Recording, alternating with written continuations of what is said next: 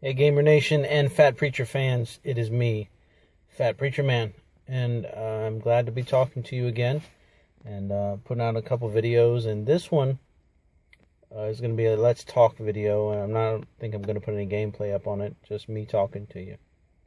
So if you want to listen, listen up. And this video is really just going to be about relationships and romantic relationships and what I've gotten out of how they work and how they don't. And one of the reasons I'm making this is because I really want to share this with my son, Apostle Boy Benji, but he's not ready yet. Even though I think he may be, and I think he's ready, he doesn't want to talk about it yet.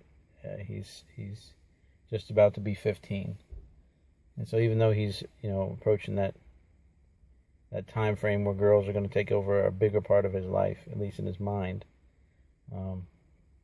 he's not ready to talk about it, and that's cool. I just want him, as a father, I want to be able to be there for him and share what I've learned so he doesn't make the mistakes I did, and hopefully has an easier time of getting along in those relationships, because even though I've been married for over 20 years, there are certain pitfalls that are the same then that there are now. The same type of traps people fall into in relationships. And so, that's what this is about.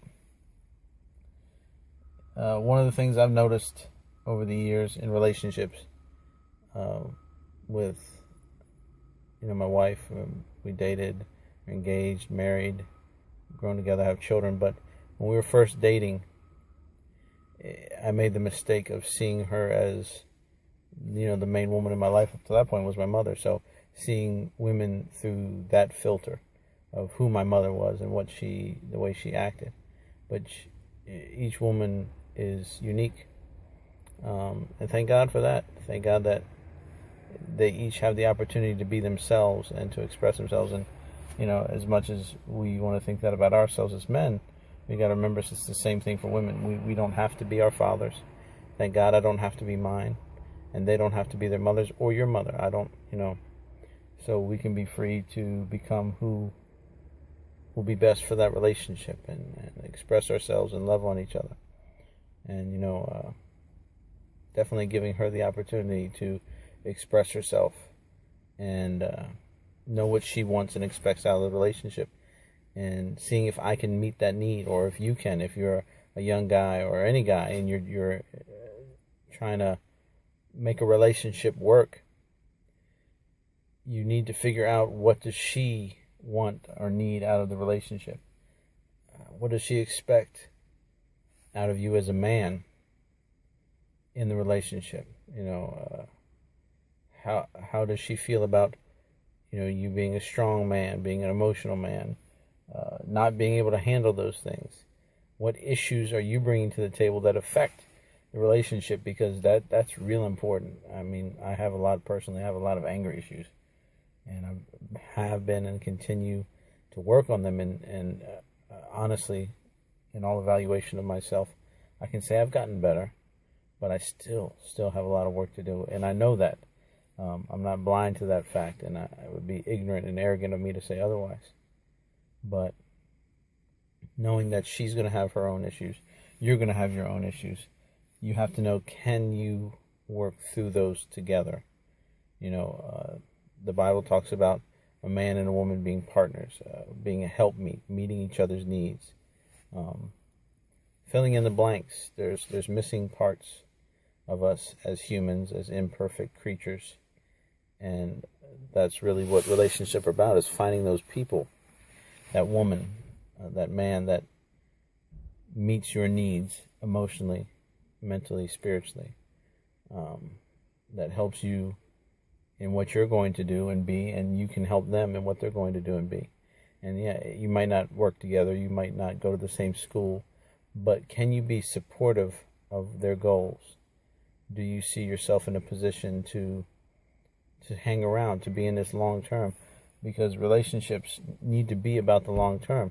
Yes, you have short-term relationships, friendships, associateships, people in the workplace or in school, But if you're investing your time into a relationship with someone and it's getting serious and you want it to be that way, then what are your goals for the relationship? What are hers? What, where do you see it going? Where do you see you going? Can you see this as a long-term thing? Can you see yourself with children, with, a house, with, all those things that come eventually in many relationships? And how do you both feel about them? Don't be afraid to talk about these things. That communication is so important. When you look at the Bible, God started out by talking. He spoke things into existence. He spoke to Adam and Eve. He spoke to the people of old, and he speaks now. He wants us to communicate. We're designed to communicate. We have, 2 eyes to see, 2 ears to hear, 1 mouth. So we should be, like the Bible says, slow to speak and quick to listen. Not just listen with our ears, but look and try to understand what the person is going through their body language and the situations around them that you can see and feel. Because it's all important. It all matters, especially when you love that person. And if they love you, that's worth fighting for and working for and keeping important. Investing in it. You don't get a return from something unless you invest in it. You can't go to a company and expect part of their dividends. I can't expect a paycheck from Microsoft or Google, and I don't work there. I haven't put time in there. It's ridiculous. So you can't expect a relationship to grow and to develop if you're not putting effort into it. And some things will be easy. Usually people they talk about opposites attracting, and yeah, that can be true. But a lot of times it's fun to be around someone you do share interests with. And it might not be every interest. Me and my wife, we've been together for over 20 years, like I said. And there's many things that we have in common. And there's many things that are different about us. Ways that we see things, music that we like, TV shows that we like, movies that we like. So that's good to be able to have that balance of where you have your own time and you do your own things, but you also do things together, and you can enjoy each other's company, and find a peaceable middle ground. So, as far as how do you treat a woman, with respect, and expect her to respect you, but be worthy of the respect you're expecting. You can't just demand respect and be a jerk and be an idiot and use falsities to declare your superiority over a woman. That's ridiculous. I heard and saw a disturbing thing the other day that said 1 in 4 women suffer from domestic abuse. And I don't know, that I really love to believe that that's false. I mean, I know, and maybe I'm just being blind or ignorant, but that many women being abused, that's, if you have 100 women, that's 25 of them being physically abused, emotionally abused in their homes. That's ridiculous. That's horrible. I can't believe that man is, that, I don't know how the words for it, but God willing, I'm raising my son better than that, and I hope that whoever's watching this has better sense than that, better emotional capabilities than that, than to go down that road of ever falling so far that you feel it's acceptable to beat on someone. No matter how provoked you are, you physically abusing someone is never acceptable. They don't ask for it. They don't earn it. Yeah, they may provoke you and test you, but if it's at that point and you feel like you want to lay your hands on someone, then you need to walk away. The relationship's not worth it. You possibly ending up in jail or hurting or killing someone or destroying someone, not killing them, but destroying them internally and emotionally, that's not worth it. Or how much you think you love them. Because if you really love them or are in love with them and have their best, you have their interests at heart, you wouldn't be laying your hands on them in the first place. I'm not talking about a child that may need to be spanked to be corrected. You don't correct an adult. You don't correct a woman in that manner ever. It doesn't make any sense. So again, that's one of the first things. Rules of relationship. If a woman is provoking you that much, she's not the right woman for you. And if you are falling victim to that anger and that frustration that's leading you to want to punch her or hurt her or lay your hands on her, you need to get away from her. It's not healthy. It's not worth it.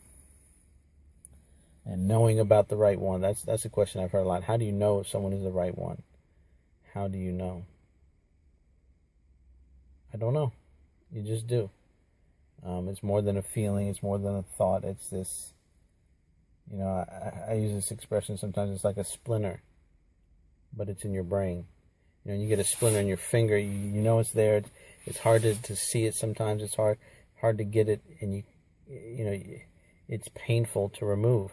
So it's like something is in your mind. You think about the person. You can't get them out of your head. And if you try to get them out of your head, it's painful.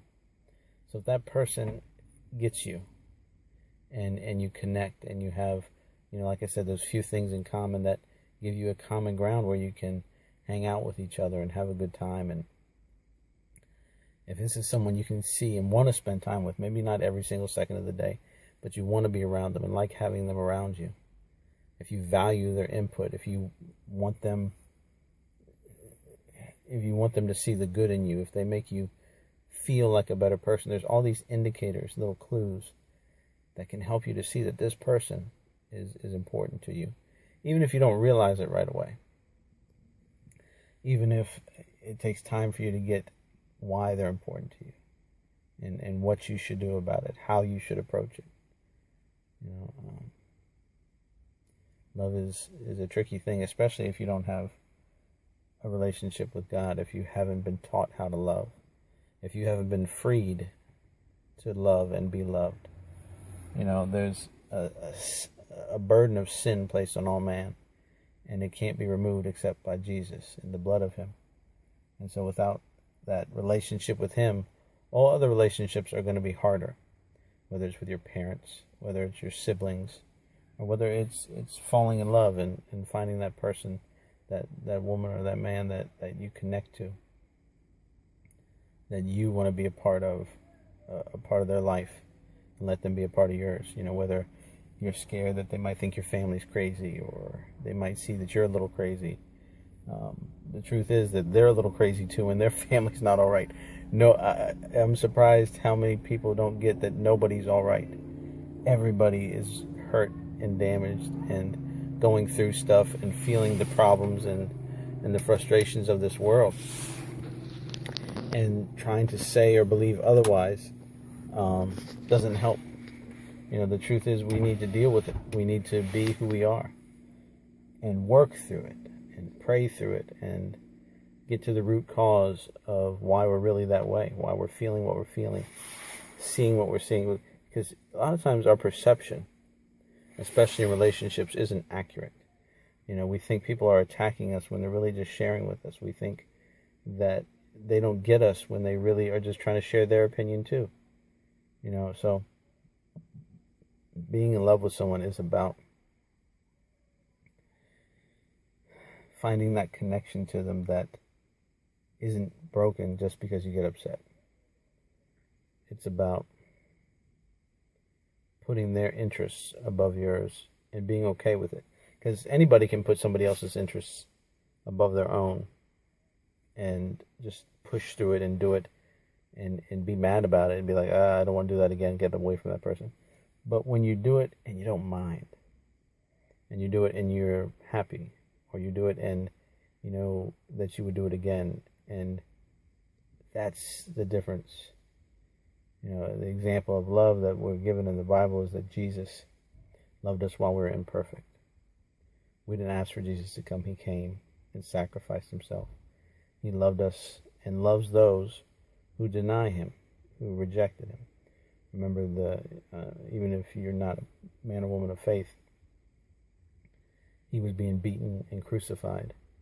And instead of cursing those people, he asked God to forgive them. He said, they don't know what they're doing.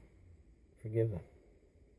And so that's the type of love that you have to truly be in love, because there will be times where the person you're in love with hurts you, says things, does something, gets under your skin. Something that was cute and funny 700 times ago on the 701st can start to irritate you or push you towards the edge. And you can't be afraid to talk about it and work through it.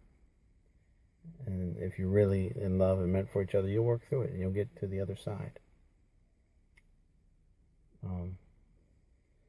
In relationships, I do believe the man should lead, but with respect to the leadership ability that's in a woman, and follow her when she knows best. Because there are times when a woman knows better than a man, and vice versa. You know, my wife is educated and intelligent and very determined and able. So she's in better position to lead us through a situation or talk to a situation about what should be done, how to handle it. Of course, I'm going to let her take the lead and I'll follow. But by the same token, I expect that from her. So we respect each other and our abilities and our strengths and our weaknesses. You know, she holds me accountable, or tries to. Sometimes I fail to let her. But she does her best to hold me accountable to the standards that I've agreed that I need to be living by. And leadership, again, isn't about oppression. It's about being a servant leader, being on the ground floor and working through the situations and the trials and the temptations and the problems and the issues that people end up facing.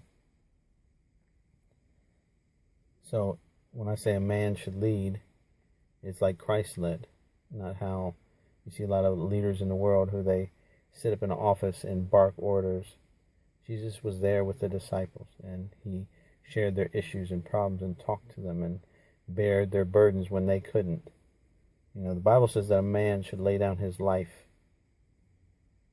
for his woman. That a man, if he's not right with his woman, taking care of her, appreciating her, meeting her needs, then his prayers aren't even going to be heard by God. That's how important it is for a man to properly respect and treat his wife correctly.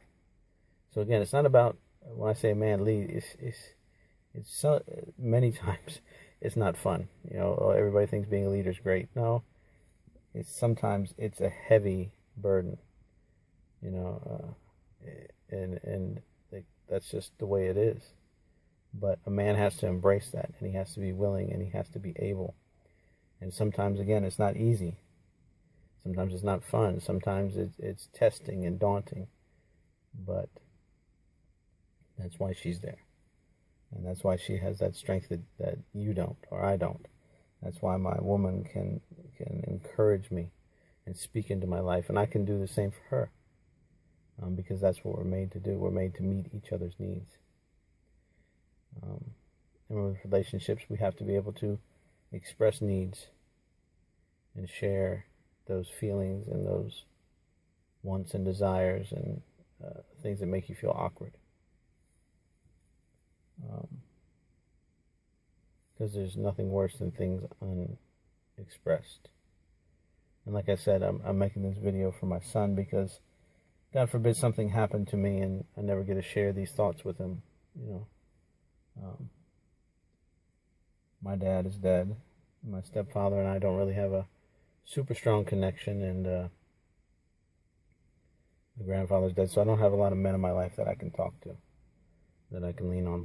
And I'm not perfect, and I have no degree in relationshipology or psychology or any other reason to talk about this except my experience and my desire for my son and all young men, all men of any age, to be able to be in a relationship that is healthy, that ultimately blesses God and blesses them. You know, I want my son and all men to be able to find themselves in God so that they can be the man they need to be for their woman. And that my daughters, I pray that they are the women that God designed them to be, so when they find their husbands and are married, they can lead their portion of the house, lead their part of the marriage, and that their husband will be strong enough to be able to lead them. Because my daughters are very strong-willed and intelligent and powerful young women. So, good luck to those guys that marry them. You'll be blessed and burdened. Again, because they're strong women, just like their mother. So it's that balance of, how do I lead this woman who is so intelligent? And it can be intimidating sometimes when you have an intelligent, strong woman. How do you balance that with when you sometimes feel inadequate, when you sometimes feel like, I'm not strong enough to lead her. Maybe I should just give everything over to her, but you can't. It's not her burden to bear, it's yours, it's mine. We as men have to step up to the plate. And if we can do that in so many other ways, whether it's on a sports team, in school, at work, on a game, as a musician, whatever we do, there's some area of our life, all men have an ability, a calling, a gift. And if you can see yourself doing that and leading and teaching that, then that you have to apply that same ability to your relationship with your woman. That same thought process. But again, with respect to the fact that she is unique, and that as much as she wants to be led, she needs time to shine, and she needs time to grow and become who she's called to be. So it's your job to get her there, to support her and encourage her, and to pour into her life in any way you can, and that God has you.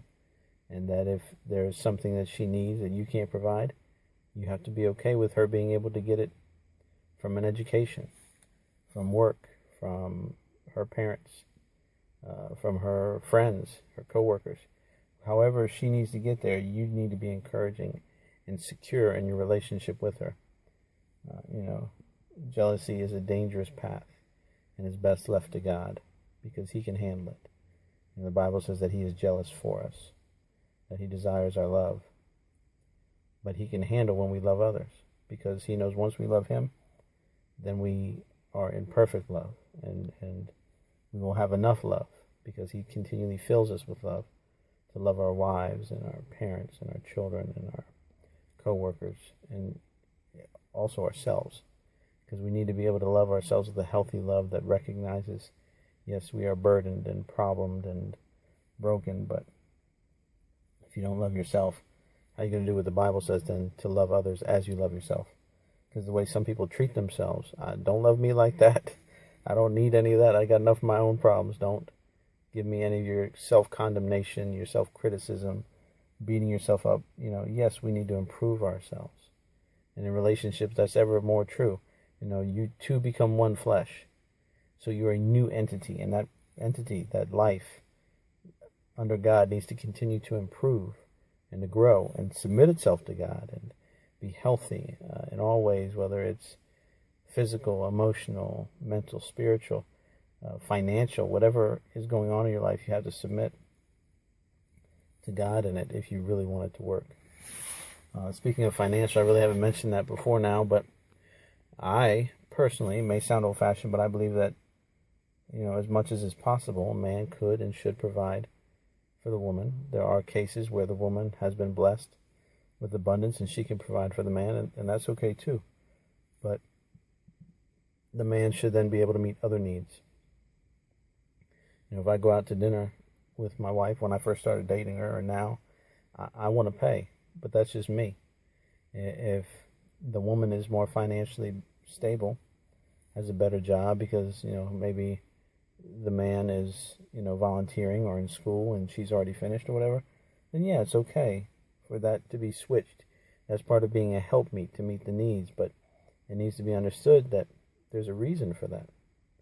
And when it gets to that point when you're married and there's bank accounts and savings and taxes involved, my wife and I, we share everything. I don't hide my finances from her, and we have the same bank account, and when we spend money we discuss it, or try to. Sometimes we slip up, both of us, But we have an understanding that the finances are there to be used and utilized, and they don't take precedence over our relationship with our God, with each other, or our children. And that's it. Finances are a tool. They're not the end. They're a means to the end. They're a way to do something and get something. So, be careful. Don't let money be something that tears you down. I've seen that happen in a couple relationships where the money aspect of it, the financial aspect of the relationship, can burden and destroy the rest. When it comes to children, having children, you guys really need to be on the same page on this one.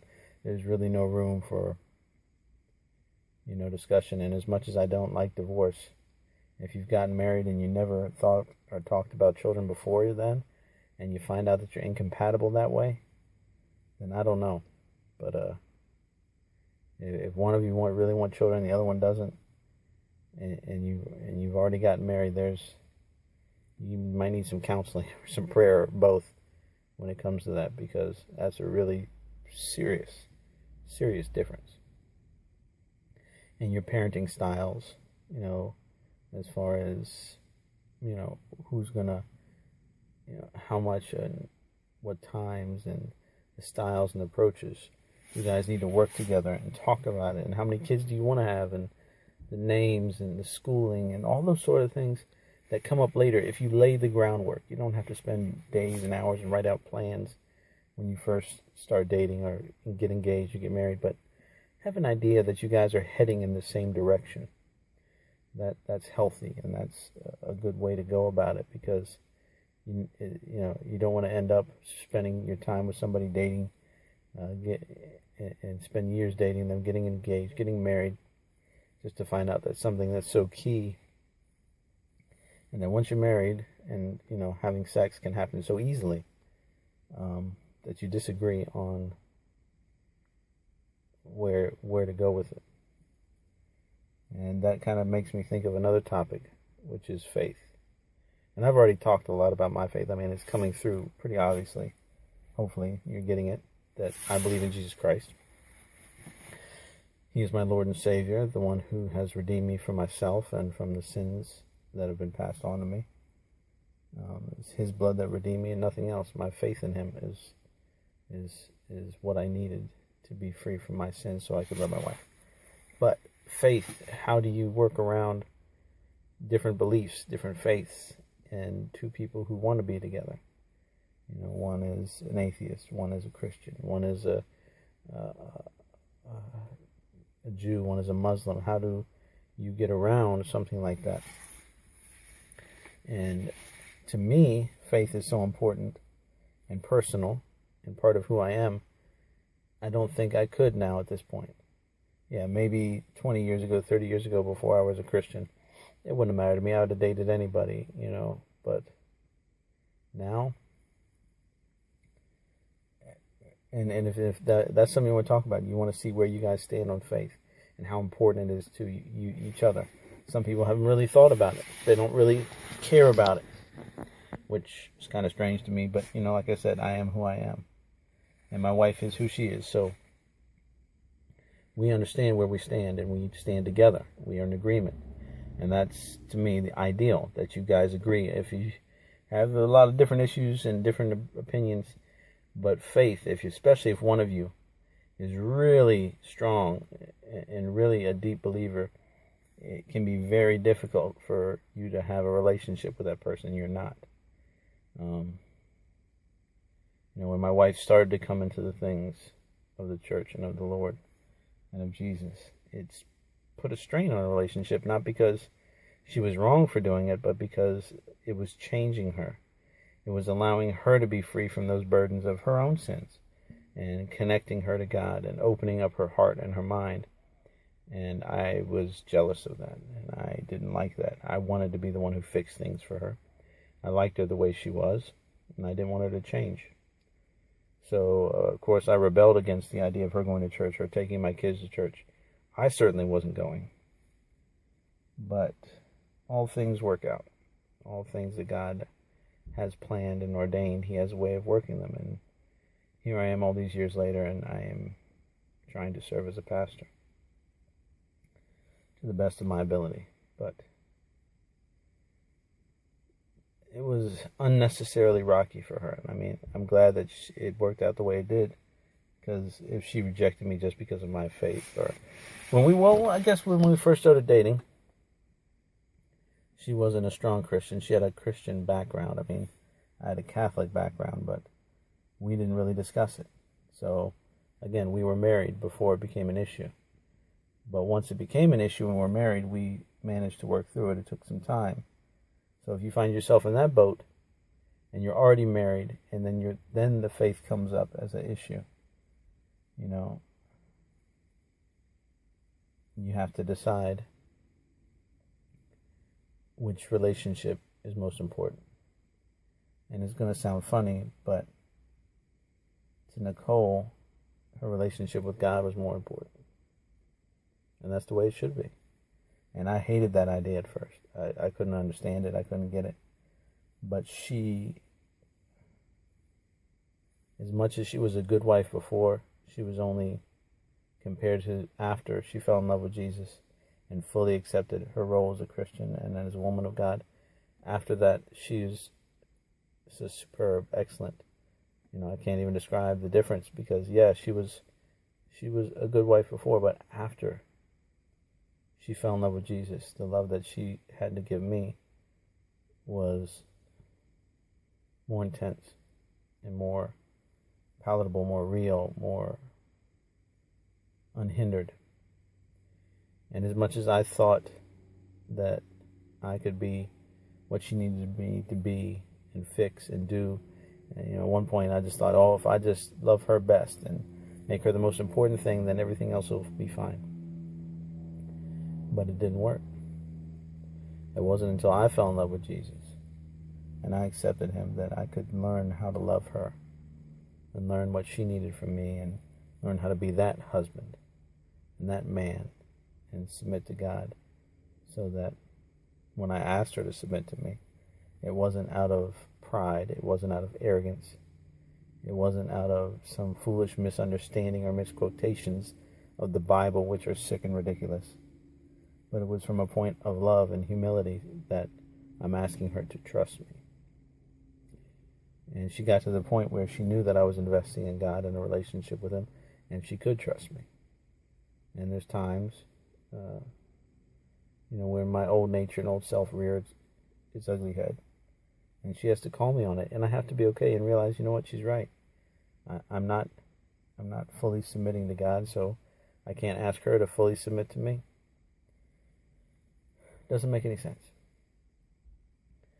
I guess the last topic for today, because my throat is starting to give out, will be, and I guess this is really more for everybody else, because it doesn't really affect my son, because he is a mixed child. He is interracial.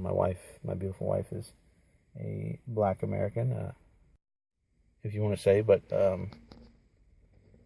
so she's actually a little more than that. She has African heritage. She has a little Spanish, a little Asian, but I'm pretty much just Caucasian. So my kids are like 50% white and 35% black, and then a few other things mixed in. And so when I talk about interracial relationships, don't really need to talk to that too much about my son, but just for the sake of you other guys who may be listening or watching, so you know where I stand and how I feel about it, I think it's a beautiful and wonderful thing. I think the mixing of the races is a great thing, and any other person who says otherwise is an ignorant bigot and deserves not to be listened to or respected, because there is only one race. There's the human race. So we're just different flavors and colors. No different than dogs. People crossbreed dogs all the time, and you get wonderful and interesting combinations. And I look at my 3 beautiful children, and I know that God has no problem with a white man and a black woman having children together. And people are so mixed anyway, and they have no idea. We all came from the same place, the same creator, the same God. So us falling in love with someone who's a different race, different ethnicity, different background, that's a good thing in my mind. It gives variety and spice, and it allows us to be a little more mixed up. Makes racism a little bit harder when everyone around you is so mixed you don't know whether to hate them because they're black or they're Spanish or because they're mixed. And if it gets to the point where everyone's mixed, then who are you going to hate? And you're going to have to turn that hate back on yourself and realize that's why you're being such a bigot and a racist idiot, is because you hate yourself. You hate the weakness in yourself, and you hate the fact that you're not really connected to God, and you hate the fact that you have no clue and no idea about what being a human being is all about. So, again, interracial relationships I think are a good thing. I love my wife. I think that she's a beautiful woman, and I have been with her since 1991. So depending upon when you watch this, it's, right now, at this moment, it's almost 24 years. And, so I never had to experience any of the really hard racial issues that a lot of interracial couples went through before my time.